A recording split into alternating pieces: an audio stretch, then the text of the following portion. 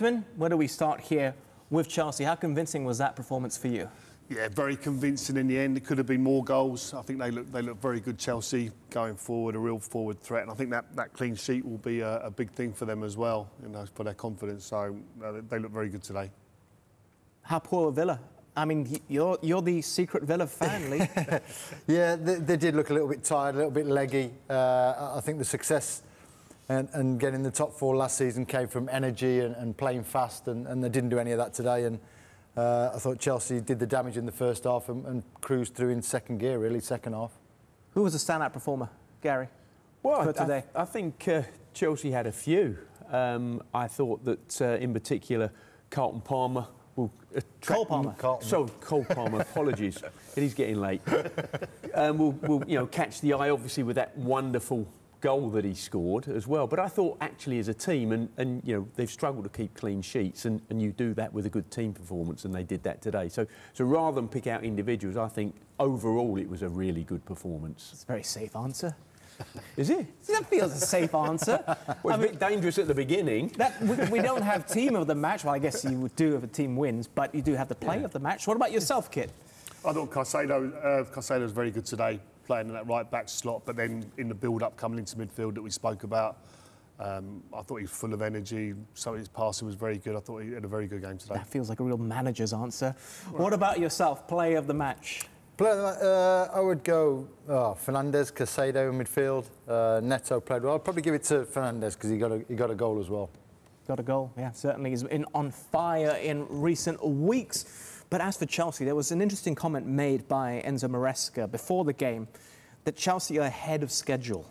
And I think he means that in terms of the progress they've made, where they are on the table. Like we just saw, they're level on points with Arsenal. This is a team that finished 6th last season. Where do you reckon they're going to be come May? Can they continue this momentum? Yeah, I think so, but I think they'll keep getting better as it goes on. They're the youngest team in the Premier League, starting line-up for sure, considerably the youngest team. So I think they will mature and get better and better. We spoke about like Jackson, how he's improved this season to last season. Still got a long way to go, and there's a lot of improving there still to come, as we saw a few of the chances in the second half. But they are improving, they're continuing to improve together, so I think they'll keep getting better. They are very young, but quite famously, they'll never win anything with kids, Sharpie. So they say. I think they've got loads of talent. I think they will have, at some point, like every team does, they will go through a sticky spell at some patch in the season. It just depends on how they respond to that. But going forward, they just look electric. They've got loads of options, and if it's not working, Sancho's come off and Palmer's come off, and they've got great replacements. Joe Pinto, what's his name? Joe Felix.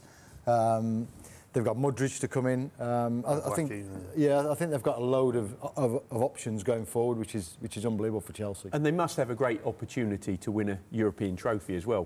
Playing in the third tier UEFA trophy that they are this season, the Conference League. I think there's every chance that they're going to be playing Champions League football next season, having won a European title this year as well. Now what? Mid-October, the last time Aston Villa tasted victory in all competitions. They're at home against Brentford and then at home against Southampton next. To get their season back on track, surely the pressure's on to win those games now more than ever. Well, it will be, yeah. I mean, but they'll look at them and they'll be relatively kind fixtures coming up. I mean, Brentford, we know scoring goals for fun at the moment, so they won't be an easy target. And I was at Southampton last week, and they're not a bad side either. Going forward, they can cause teams problems. They often gift you something at the back, mind, but these will certainly be games that they'll be looking to get points from, and they need to. How much do you expect things to change during this busy period? There's a full round of fixtures in 2 or 3 days in the Premier League, and then there's more matches on the weekend, and then there's Boxing Day games, there's New Year's games, so many games, you lose track of it. How much does it take out of the players? How season-defining is it, Sharpie?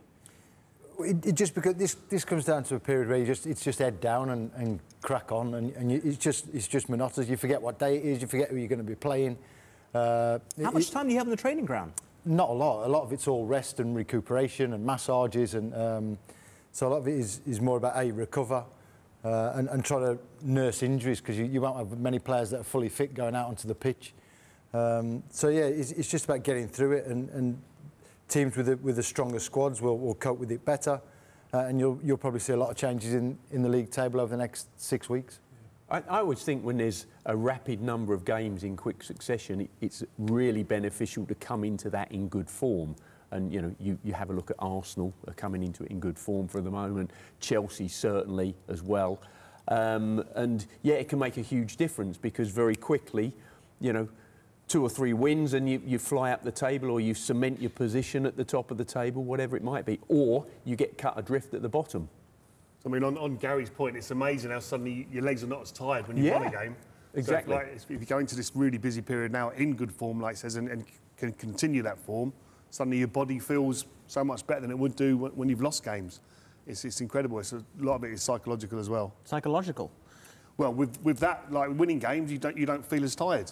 Yeah, true. You know, so it's a fact. It happens, isn't it? We've all experienced it, and it's a funny thing. You've done the same amount of running, probably, sometimes even more, but you don't feel as tired because you've won the game. It's incredible. Yeah. Yeah, squad management key here, and you have to say for all the other teams who are competing for that Champions League position, Chelsea being able to still play in Europe but have a B team, effectively. How important is that now?